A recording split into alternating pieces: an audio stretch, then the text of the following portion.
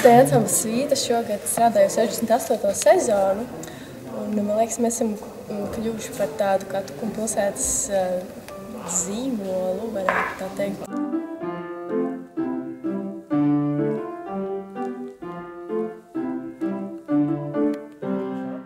Šogad gatavojamies Rīgas kā Eiropas kultūras galvaspilsētas notikumiem, un arī Meža parkā mums ir ļoti liels projekts uzvedums, kuram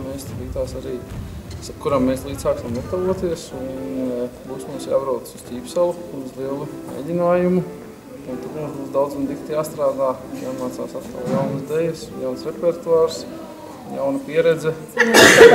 Citiem A-grupas kolektīviem, ka mēs varam būt arī lepni, ka mēs ne tikai Tukumā, mēs arī Kurzemē esam vienīgais A-grupas kolektīvs. Protams, mūsu vadītāji ir arī mūsu rajona visvadītāji, tas mums arī, protams, ir ļoti liels pluss, un tamdēļ arī mēs ar to arī kļūstam bagātāki.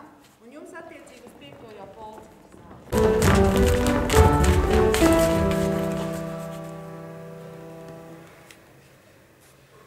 Šobrīd mēs esam arī sākuši gatavoties tādam mūsu koncertam nopietnam, kas ir tautdzēju ansambļa Svīta iedibināta tradīcija Danča sniegā, kur katru gadu ziemas augstākajā laikā, tumšākajā, varbūt mēs aicinām citus kolektīvus pie mums ciemos uz tādu mīļu koncertu.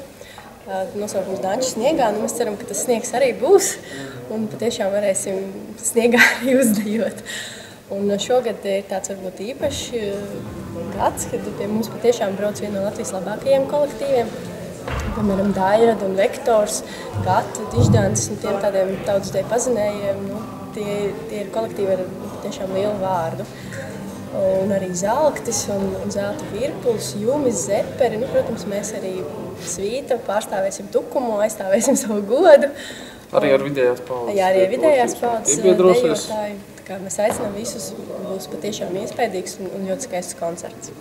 Tātad sestdien, 4:00, jeb 16:00, mēs visus gaidām pie mums ciemos un novērtēt dejas mākslu Tukuma kultūras namā. Mīļi gaidīt!